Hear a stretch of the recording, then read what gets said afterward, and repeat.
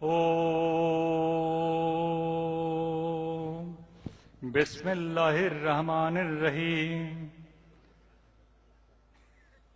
संस्कृत में ओम का मतलब भी वही है जो बिस्मिल्लाहिर्रहमानिर्रहीम का मतलब है। परमात्मा ईश्वर सृष्टिकर्ता हम सब के लिए बहुत दयालु है और वही है अल्लाह। उसी को हम खुदा कहते हैं, उसी को वाहिगुरु, उसी को गॉड। नाम कुछ भी हो, लेकिन हम सबका इशारा, हम सबका मतलब उस एक अल्लाह से है, उस एक परमात्मा से। और उसी के लिए अभी जैसे मुझसे पहले बहुत दानिश्वर यहां पर बता रहे थे कि जिसे हम अल्लाह कहते हैं वो केवल मुसलमानों का नहीं।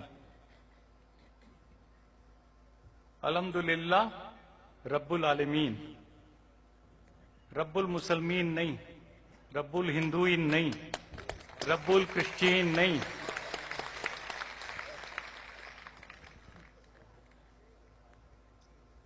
और ये बात जिन्होंने हमें आज से 1400 साल पहले एक बार फिर सारी दुनिया के लोगों को अपनी कुर्बानी से, अपने जज्बात से फिर से एक बार इस्टेब्लिश किया, लोगों को बताया, जो हजरत मोहम्मद साहब सल्लल्लाहु अलैहि वसल्लम, आज जब हम उनको याद करते हैं तो उनको भी हम रहमतुल आलमीन कहते हैं, रहमतुल मुसलमीन नहीं कहते। पूरी मानवता के वो पुजारी, पूरी मानवता के लिए एक रास्ता दिखाने वाले, उन्होंने एक बात कही, तौहीद की बात कही, एक अल्लाह की बात कही। आज मैं फिर से कहना चाहता हूं, केवल हिंदुस्तान के लिए नहीं, पूरी दुनिया के अंदर आज जो झगड़े और फसादात हो रहे हैं, जो लूट मार हो रही है, यदि उन सब चीजों को रोकना और बदलना है तो आज हमें उस तौहीद के झंडे को लेकर के अल्लाह अकबर कहते हुए परमात्मा का इंसाफ धरती के ऊपर कायम करने के लिए एक हो जाना चाहिए, चाहे वो किसी भी मजहब से, किसी संप्रदाय, किसी देश से जुड़े हुए लोग हैं। वाह वाह, अल्लाहु अकबर, माशाअल्लाह माशाअल्लाह। और एक ईश्वर को, एक अल्लाह को मानने का मतलब है कि हम सब बराबर हैं, हम सब समान हैं, हमें कोई छोटा नहीं, कोई बड़ा नहीं। ये सूरज की रोशनी हम सबके ऊपर बराबर चमकती है, ये सांस लेने की हवा हम सबके लिए बराबर है। अल्लाह ने जो भी कोई चीज बनाई है इंसान की फितरत के लिए, वो बराबर बनाया है, किसी को कम, किसी को ज्यादा नहीं दिया है। इसलिए हम अल्लाह के नाम से यदि ये इंसाफ की लड़ाई को लड़ने के लिए तैयार हैं, इंसाफ की लड़ाई को पूरी ताकत के साथ, जद्दोजहद के साथ लड़ने के लिए तैयार हैं, तो जाकर के यहां पर इस धरती पर अमन होगा। और जो कहे अमन लाओ, अमन लाओ, और मुझे माफ करना, कौमी एकता लाओ, कौमी एकता लाओ, कैसे ले आए हम एकता? हमारे हकों को छीन करके, गरीबों के हकों को छीन कर, किसान मजदूरों के हकों को छीन करके कुछ चंद लोग गुलछर्रे उड़ाएं, कुछ चंद लोग बेईमानी करें, भ्रष्टाचार करें, वो तो देश के दुश्मन नहीं है। लेकिन ईमानदारी से अपना खून देने वाला, इस धरती के लिए, जमीन के लिए, इस देश के लिए, उसके ऊपर इल्जाम लगते हैं, मुकदमे चलते हैं, जेलों में सड़ाया जाता है। 12-12, 15-15 साल जेल में डालने के बाद उसको कह देते हैं कि कोई भी सबूत नहीं मिला। तुम्हें तो कोई सबूत नहीं मिला, लेकिन उस जवान की जिंदगी की तो तुमने बर्बाद कर दी पूरी तरीके से। यदि तुम ईमानदारी से उसको रिहा करते हो तो एक एक साल जो तुमने जेल में रखा, 1-1 करोड़ रुपए का मुआवजा दो, ताकि वो अपनी नई जिंदगी शुरू कर सके। अपना गुनाह कबूल करो कि हमने बेगुनाह को पकड़ा, और ऐसे पकड़ने वाले के खिलाफ मुकदमा डालो जिन्होंने जानबूझ करके इस प्रकार के बेगुनाहों को जेल के अंदर डाला। तब हम समझेंगे कि इंसाफ का हुकूमत है। कहां इंसाफ? आज मैं बहुत बहुत शुक्रगुजार हूं, मेरे बहुत अजीम शख्सियत इस देश के और मेरे दोस्त मौलाना महमूद मदनी साहब ने मौलाना हकीमुद्दीन जी से कह करके और मुझे गोधरा आने के लिए कहा। अभी 2-3 दिन पहले मैं मोरक्को से लौटा था। ऑर्गेनाइजेशन ऑफ इस्लामिक कंट्रीज 56 देशों के वहां पर प्रेसिडेंट, प्राइम मिनिस्टर्स आए हुए थे। उन्होंने मुझे बुलाया था एनवायरनमेंट पर और एजुकेशन पर बोलने के लिए, मजहबी एक नेता होने के नाते। उससे पहले मुझे वर्ल्ड बैंक ने बुलाया था 8 मार्च को। वहां पर भी मैंने यही बात कही थी, 1 गॉड, 1 यूनिवर्स, 1 ह्यूमन फैमिली। एक परमात्मा, एक कायनात और एक मानव परिवार, इसके बीच में बराबरी होना ही हम सबका मकसद होना चाहिए। आज मौलाना साहब आपने मुझे खिदमत के लिए यहां बुलाया। मैं रास्ते में आते हुए दिल में बहुत गम का महसूस कर रहा था, और आप मुझे माफ करेंगे यदि मैं अपनी बात को पूरे खुल करके कहूं। मैं 1 अप्रैल सन 2002 को गोधरा आया था। लगभग 15 साल हो गए। मेरे साथ गांधीवादी नेता निर्मला देशपांडे थी, नेवी के हमारे एडमिरल रामदास जी थे, और बड़ी बड़ी शख्सियत हम लोग, कोई दिल्ली से, कोई बंबई से, कोई सब जगह से इकट्ठे हुए थे गोधरा में। और हम डब्बे के सामने खड़े हुए, हमें मजम्मत की कि जिस किसी ने भी दरिंदगी की है उसकी हम पूरी पुरजोर मजम्मत करते हैं। हमें उम्मीद थी कि पता लगाएगी सरकार, पता लगाएगी अदालत कि ये किसने किया, ये दरिंदगी किसने की। सरकार ने अपनी तरफ से फोरेंसिक लेबोरेटरी में सारी जांच के लिए भेजा, और उस लेबोरेटरी की पूरी रिपोर्ट ये कहती है पूरी ताकत के साथ कि कोई भी आगजनी का काम डब्बे के बाहर से नहीं हुआ।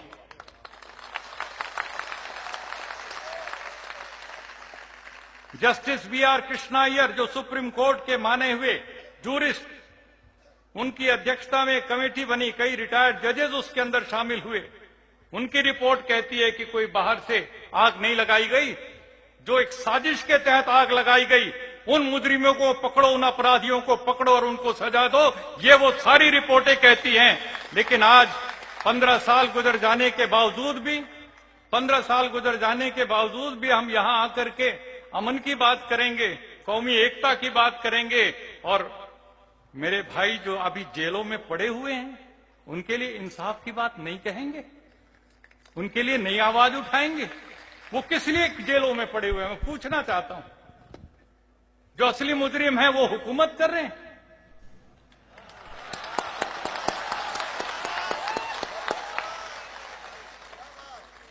और आपने बेकसूरों को जेलों में डाल दिया। मैं गोधरा आया, उस मस्जिद की, स्कूल की इमारत में जब मैं खड़ा हुआ, किसी ने कुछ कहा नहीं।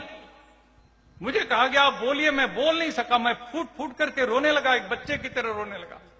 जो वहां का मैंने माजरा हाल देखा। और फिर मैं यहां से गोधरा से बड़ोदरा होते हुए अहमदाबाद जब हम पहुंचे तो वहां पर हमारे ठहरने का इंतजाम किया गया एक बहुत बड़े अच्छे नए मकान में। और उस मकान में, जैसे हम नवरंगपुरा एक जगह है अहमदाबाद में, वहां पर हमारे ठहरने का, ईश्वर भवन उस बिल्डिंग का नाम, और ईश्वर भाई पटेल थे इंतजाम करने वाले, गांधीवादी नेता। उसमें जब हम अपना सामान रख करके अभी कमरे में जाए, इतने में बड़ी बड़ी कारों में सवार होकर के आए और हमें धमकी देके कहने लगे कि आप लोगों को स्वामी जी ठहरना तो ठहरिए, लेकिन अपने ये जो मुल्ला मुसलमान हैं इनको अलग कर दीजिए, इनको कहिए मस्जिद में जाएं। मेरे साथ मौलाना हकीमुद्दीन भी थे, मौलाना रफीक कासमी साहब भी थे, और भी बहुत से हमारे मुस्लिम, क्रिश्चियन, सिख, जैन, बौद्ध सभी मेरे साथ। मैंने कहा कि हम कोई अलग नहीं होंगे, हम साथ आए हैं और साथ ही जाएंगे। तो उन्होंने कहा कि ठीक है, फिर आप रहेंगे इस मकान में तो रात को पेट्रोल बम गिरेगा इसके ऊपर, उड़ जाएंगे आप सब। हमने कहा पागलों की बात कर रहे हो, ऐसा क्यों करना चाहते हो? हम तो अमन के लिए, बातचीत करने के लिए और सबको दिलों में मरहम लगाने आए हैं। कहने लगा हम सब कुछ नहीं जानते, आपको हमने बता दिया, आपको चेतावनी दे दी, आपको रहना है तो रहिए, वरना मुसलमानों को अलग कर दीजिए। हमने फैसला किया उनके जाने के बाद कि हम कोई भी अलग नहीं होंगे। हम सब फिर बस में बैठे और चुपचाप हम गांधी आश्रम, साबरमती आश्रम में नदी के उस तरफ चले गए। चुपचाप जाकर के हमने सोचा यहां किसी को खबर भी नहीं लगेगी और यहां हम सुकून से रहेंगे। लेकिन अभी हम वहां सामान उतार रहे थे, इतने में वही कारों में बैठ करके वो गुंडे मवाली फिर वहां पर पहुंच गए और उन्होंने कहा क्या समझते हैं, हमें पता नहीं है आप लोग कहां जा रहे हैं, हम उड़ा देंगे साबरमती आश्रम को। हमने कहा गांधी के आश्रम को उड़ा दो? बोले हाँ। हमने कहा कल तुम्हारे वजीर आला आ रहे हैं, हमारे वजीर आला आ रहे हैं, अटल बिहारी जी, शाह आलम कैंप में, उनको बोलना। बोले कोई भी आए, अटल बिहारी का मामला नहीं है, ये धर्म युद्ध है, धर्म युद्ध। ये बात उन्होंने हमसे कही। फिर उसी समय एडमिरल रामदास ने फौज के जो गांधीनगर में थे उनको फोन किया और उन्होंने पूरी रात हमारी गश्त की और हम लोग वहां पर रहे 2 दिन और उसके बाद वो हमें स्टेशन तक छोड़ करके गए। उस रात को मुझे ये कहते हुए फक्र होता है कि हमने अपने एक भी मुसलमान भाई को, किसी को नहीं कहा कि यहां से चले जाओ, बल्कि हमने कहा कि रात को जब हम सोएंगे यहां पर तो सबसे बीच में हमारे मुस्लिम भाई सोएंगे, उसके बाद हम लोग सोएंगे, ताकि कोई भी कत्ल करने के लिए आएगा तो पहले हमारे सीने पर गोली लगेगी, फिर किसी का नंबर आएगा।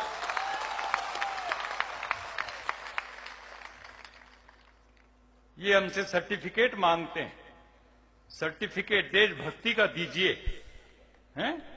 भारत मां की जय बोल दीजिए, हैं? तुम्हारे लिए जय बोल दें हम, और तुम कौन सी जय बोल रहे हो, हैं? मलैया की जय बोल रहे हो। 9,000 करोड़ रुपए का शपथ लगा करके चला गया, तुम्हारी हिम्मत नहीं पड़ी। ऐसे शराब के व्यापारी को तुमने कमाने दिया, तुम्हारी बैंकों ने।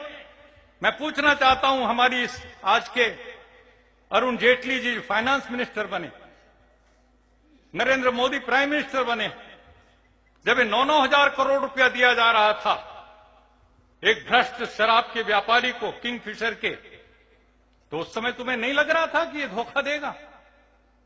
और वो शपथ लगा करके चला जाता है और तुम उसको कोई देशद्रोही नहीं कहते, उसके खिलाफ सिडिशन का चार्ज नहीं लगाते, तुम कन्हैया कुमार के खिलाफ लगाते हो, जेएनयू के स्टूडेंट नेता के खिलाफ। कि क्या क्या निजाम है, क्या हालात हैं देश के अंदर। आप ये सोचते रहिएगा कि हम यहां पर 2-4 बात अच्छी अच्छी गुडी गुडी जिसको कहते हैं, वो करके चले जाएंगे और मुल्क में शांति अमन हो जाएगी। नहीं होगी दोस्तों। इंसाफ के लिए लड़ना पड़ता है, 1-1 इंच लड़ना पड़ता है और तब जाकर के अमन होता है। मैं पूछना चाहता हूं, तुमने तो कहा है कि देशभक्ति का सर्टिफिकेट दो। अभी मेरे पूर्व वक्ताओं ने कहा 1 नहीं 2 नहीं 50,000 हम नाम देने के लिए तैयार हैं उन मुसलमानों के लिए। मुझे वो याद आते हैं, एक से एक जिन्होंने कुर्बानियां दी, और मुझे तो वो नौजवान लड़का याद आता है, अशफाकुल्ला खां, राम प्रसाद बिस्मिल, राम प्रसाद आर्य समाजी और अशफाकुल्ला 5 बार नमाज पढ़ने वाला, दोनों सगे भाई की तरह से रहते थे शाहजहांपुर के अंदर, और दोनों को एक दिन फांसी दी थी अंग्रेजों ने। एक टाइम पर 1927 में सुबह 7 बजे दोनों को लटकाया था। अपनी वो इबारत लिखते हैं, अपनी कहानी लिखते हैं, अपनी वो मैंने छाप रखी है। अपनी अम्मी को चिट्ठी लिखता है अशफाक, और बिस्मिल कहते हैं कि तुम जानना चाहते हो कि हमने इस रास्ते पे क्यों कदम रखा? तो कहते हम भी आराम उठा सकते थे घर पे रहकर, हमको भी माँ बाप ने पाला था दुख सह सहकर, वक्त रुखसत उन्हें इतना भी ना आया कहकर, आंख से आंसू जो टपके बहकर, तिफल उनको ही समझ लेना जी बहलाने को। अम्मा तुझसे दूर जा रहे हैं और तेरे कानों में खबर आएगी कि तेरा जवान बेटा फांसी के फंदे को चूम रहा है, तू रोएगी, छटपटाएगी, तू चाहेगी तेरा बेटा एक बार तेरी गोद में आ जाए। मां तेरे बुलाने से तेरा बेटा नहीं आ पाएगा, तेरे रोने से नहीं आ पाएगा। तू एक काम करना अम्मा, आंसुओं को बहते हुए उसमें से एक बूंद आंसू की हथेली पे रख के और उसी को अपना बेटा समझ करके दिल को तसल्ली कर लेना।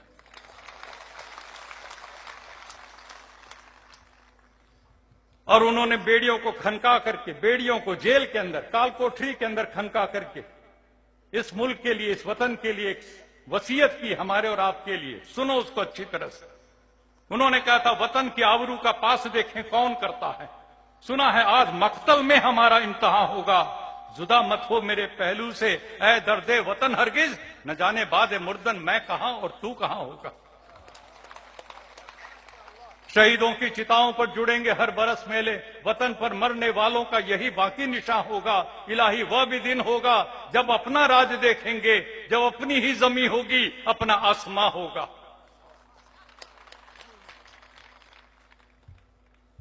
कहां है हमारी जमीन, कहां है हमारा आसमां, कहां है हमारी आजादी। हर बात पर कदम कदम पर सर्टिफिकेट मांगे जाते हैं। देश में रहना है तो वंदे मातरम कहना होगा। तुम्हारे कहने से तो हम नहीं कहेंगे, अपनी मर्जी से चाहे हम कुछ भी कहें, लेकिन तुम्हारी जोर जबरदस्ती और सर्टिफिकेट मांगने के अंदाज से तो बिल्कुल ही नहीं कहेंगे, और मैं तो नहीं कहूंगा। तुम कौन होते हो? तुम बताओ 1925 में तुम्हारा गठन हुआ था आरएसएस का, बताओ मोहन भागवत, और बताएं सारे तुम्हारे बड़े बुजुर्ग जितने बैठे हुए हैं सियासत के अंदर, एक नाम बताओ जिसने अंग्रेजों के खिलाफ लड़ाई में कोई कुर्बानी दी हो। एक नाम मैं मांगना चाहता हूं। देशभक्ति का सर्टिफिकेट दूसरों को बांटते हो, शर्म नहीं आती तुम्हें? तुम्हारे पास एक नाम नहीं मिलेगा फांसी का फंदा चूमने वाला या जेल में सड़ने वाला। जरूर नाम मिलेंगे तो मुखबरी करने वाले मिल जाएंगे, अंग्रेजों की मुखबरी करने वाले। तो ये देश को धोखा देने वाले, ये आज बैठ गए हमारे सीने पर मूंग दलने के लिए, और हमसे उम्मीद की जा रही है कि आप चुप रहिए, चुप रहिए। क्यों रहेंगे चुप? ये लड़ाई है दोस्तों, और हम सरकार की जब उसके जुल्म सितम की, उसकी बुराई की हम निंदा करते हैं, उसका विरोध करते हैं, तो हमें कहा जाता है आप वतन का विरोध कर रहे हैं, वतन के खिलाफ आप खड़े हो रहे हैं। अरे सरकार के खिलाफ बोलने का मतलब वतन के खिलाफ हो गया? बताइए, क्या हम सरकार उसकी नीतियों के खिलाफ नहीं बोल सकते?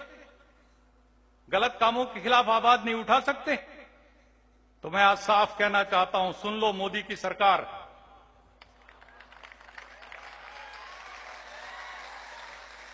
माली से अदावत है, माली से अदावत है, शहदाए चमन हूं मैं। माली से अदावत है, शहदाए चमन हूं मैं, सरकार का दुश्मन हूं, वफादारे वतन हूं मैं।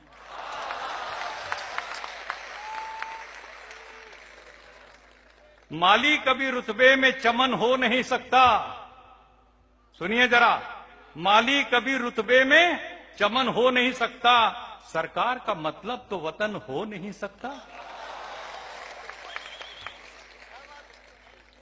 और माली को जो बदलेंगे तो चमन फिर भी रहेगा, और सरकार को जो बदलेंगे वतन फिर भी रहेगा। इसलिए दोस्तों, गलत हुकूमत करने वालों से डरने की जरूरत नहीं है। आज देश का किसान, मजदूर एक एक चिल्ला रहा है, चीख रहा है, और लोगों को कहीं राहत नहीं मिल रही है। क्या हम और आप इकट्ठे हो सकते हैं सारे मुल्क की लड़ाई लड़ने के लिए? मुझे जो समझ में आता है, इस्लाम का मतलब बराबरी है। जब आप नमाज पढ़ने के लिए मस्जिद में खड़े होते हैं, वहां ना कोई बंदा होता ना कोई बंदा नमाज होता, सब बराबर होते हैं कि नहीं होते हैं? लेकिन मस्जिद से नीचे उतरने के बाद गैर बराबर क्यों हो जाते हैं? अल्लाह की कसम लेकर के आप आते हैं कि मैं बराबरी के लिए लड़ूंगा और जीऊंगा। इबादत तो ये है असली। वो बराबरी लाइए जो मस्जिद के सतह पर खड़े होकर के आप बराबरी लाते हैं, वही बराबरी पूरे मुल्क में, पूरी दुनिया के अंदर, गरीब से गरीब, अमीर से अमीर के बीच में, ऊंची से ऊंची जात और छोटी सी छोटी जात के बीच में बराबरी आनी चाहिए। ये है काम जो करने का इस्लाम के पैगाम से। वो काम हम छोड़ देते हैं, नमाज पढ़ते बैठ जाते हैं या और कुछ काम करते बैठ जाते हैं, इससे नहीं चलेगा। जिस समय 1984 में सिखों का कत्लो गारत हुआ था, आप उठा के देखो इतिहास के पन्ने में, सबसे पहले मैं कूदा था उनको बचाने के लिए 1984 में इंदिरा गांधी की गोली लगने के बाद। और एक हिंदू इसी तरह का पट्टा बांधे हुए इन कपड़ों का मेरे खिलाफ छुरा लेकर के आया और कहा तू गद्दार है। मैंने कहा मैं गद्दार हूं? तुम इन बेचारे निर्दोष लोगों को मार रहे हो, जिंदा जला रहे हो, तुम मुल्क को जला रहे हो। कहता है नहीं तू हिंदू होकर, वो मुझे इन कपड़ों में समझा कि ये हिंदू है और इसलिए मुझे उनका, मैंने कहा नहीं तुम गलत काम कर रहे हो। जिस समय बाबरी मस्जिद को तोड़ करके और इस प्रकार के राम मंदिर की योजना चलाई तो सबसे आगे बढ़ करके मैंने उसका विरोध किया। और उसके बाद जब 1999 में ईसाई पादरी ग्राहम स्टेन्स को, उसके मासूम 2 बच्चों को जिंदा जलाया उड़ीसा के जंगल में, उस समय मैं वहां गया सारे मजहब के लोगों को लेकर के उस संथाल लोगों के बीच में खड़े होकर के, और मैंने मजम्मत की और मैंने कहा ईसाई पादरी हो चाहे क्या वो इंसान है और इसलिए हमें उसकी आवाज उठानी। और फिर 99 के बाद 2 साल के बाद ही जब यहां गोधरा का और गुजरात का दंगा हुआ तो सबसे पहले हम आए सब लोगों को साथ में लेकर के।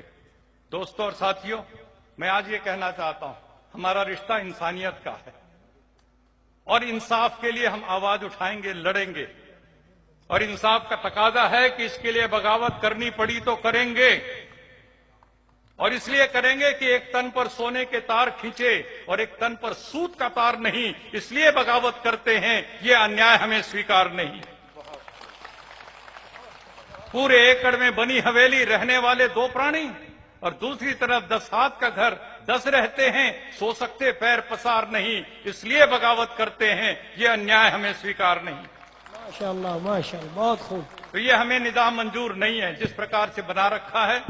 हम इस लड़ाई को पूरी ताकत से लड़ेंगे और एक नया समाज, एक नई दुनिया बसाएंगे और जिसमें अल्लाह के मानने वाले, ईश्वर को, परमात्मा को, वाहिगुरु को, खुदा को, गॉड को मानने वाले सब एक समान होंगे।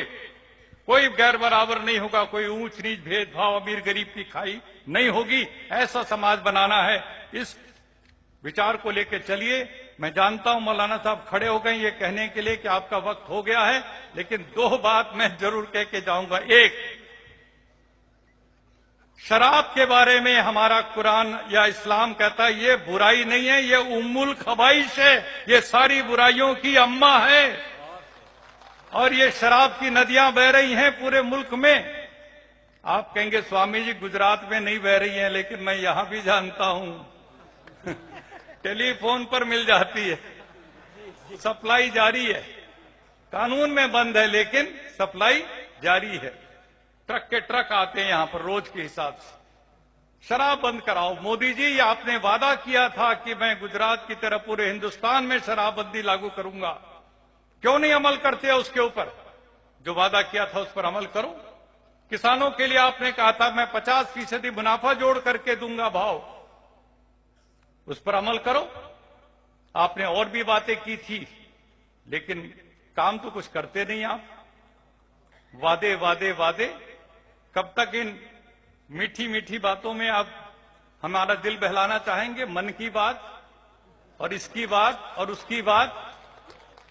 हम तो साफ पूछना चाहते हैं और कहना चाहते हैं कि बहुत सुन लिया, 2 साल हो गए, हमारे कान पक चुके हैं। अब और ज्यादा बातें मत सुनाइए, काम करके दिखाइए। वरना अल्लामा इकबाल ने आप जैसे लोगों के लिए यही कहा था, मोदी बड़ा मनमोहक है, मोदी बड़ा उपदेशक है, बातों से मन मोह लेता है, गुफ्तार का गाजी बन तो गया, किरदार का गाजी बन न सका। करके दिखाओ, करके दिखाओ। कुछ बात गरीब के हिस्से में आए तो पता लगेगा, वरना इस तरीके से नहीं चलने वाला। और आज अभी उन्होंने जो कुछ किया है और पूरे मुल्क की सियासत में हम सबको चाहेंगे जितनी अच्छी ताकतें, डेमोक्रेटिक फोर्सेस, देशभक्त ताकतें सारी इकट्ठे हो जाएं, एक मंच पे आएं। और मौलाना महमूद मदनी साहब आप लीडरशिप लीजिए, मैं आपके साथ चलने के लिए तैयार हूं। मौलाना महमूद आगे बढ़ो। हम सब मिलकर के इस काम को करेंगे दोस्तों, और इसको बदल करके दिखाएंगे। खुदा हाफिज, अल्लाह हाफिज।